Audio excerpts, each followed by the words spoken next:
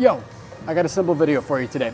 I want to talk about this machine. It is not too unique. Most gyms have it, and there's a pretty obvious use for this machine, which is back extension. We call this the 45-degree back extension. You're at a 45 degree, and you can either extend using more isolated your spine or your hips for a more global movement. Today, I'm going to show you two different ways to use it that are a little more unique and really only work with this machine. All right, so exercise number one is going to be focused on our hamstring strength or the posterior leg in general. I'm going to set the pad pretty dang low because I want to be able to have hip flexion and not spine flexion. Here's the unique part. So the normal movement might be bilateral, where I'm going to lower my upper body down, flexing at the hip, and again, not at the spine, getting a very big hamstring stretch before I pull back up.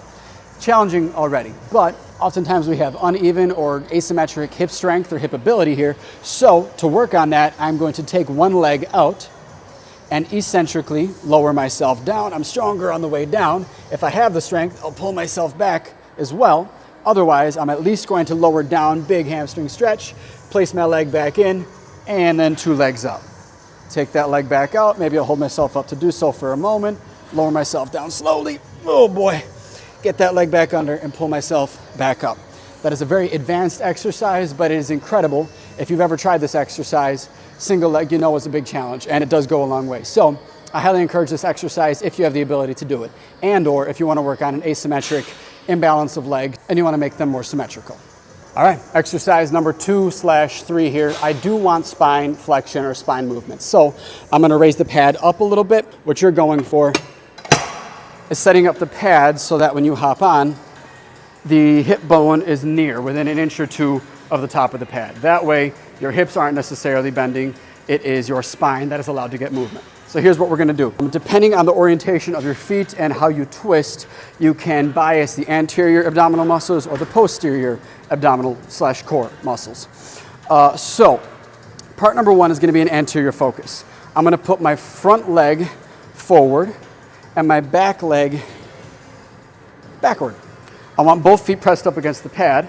And now from here, I'm going to rotate just a little bit to get the anterior side of my stomach, anterior side of my body, facing upward a little bit. I can either place hands on head, overhead like a diver. I could hold a dumbbell down here, or kind of your neutral right here. I'll place my hand on my head. I'm going to use this one to guide my range of motion and reach for the ground. As you go down, those muscles on the anterior side of your body are getting a massive, massive stretch, very intense. Make sure that you're capable of getting back out of that range of motion. So I'll start shallow and go up from there. And again, you're not gonna get a good stretch like this anywhere else. This is one of the best ways to do it. Here's how we modify it. I'm gonna switch and place my top leg forward and my bottom leg backward. And now the stretch is gonna be more on the posterior side of my body. I still want my hip to be in the center of the pads. I think that's most comfortable. But as I go down, I'm gonna allow myself to twist and face downward just a little bit. And oh boy, do you get a good stretch in that QL or those posterior muscles on the backside of your trunk. A little bit of a twist facing down. It might not even take much of a twist. Just because this leg is in front, depending on how tight your muscles are, you might just be able to bend straight sideways and get a massive stretch in those posterior muscles. So, there's a whole lot of value in doing both sides of this exercise.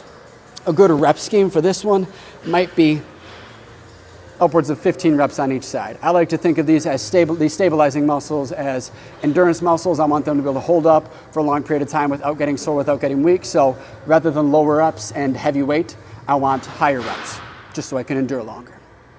All right, give these two exercises a try.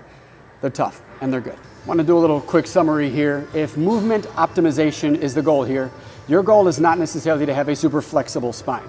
What we want is super flexible and mobile hips.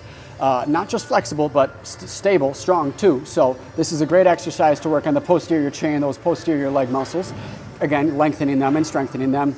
But then also our spine muscles, the muscles that support the spine, protect the spine so it doesn't bend in ways that we don't like it.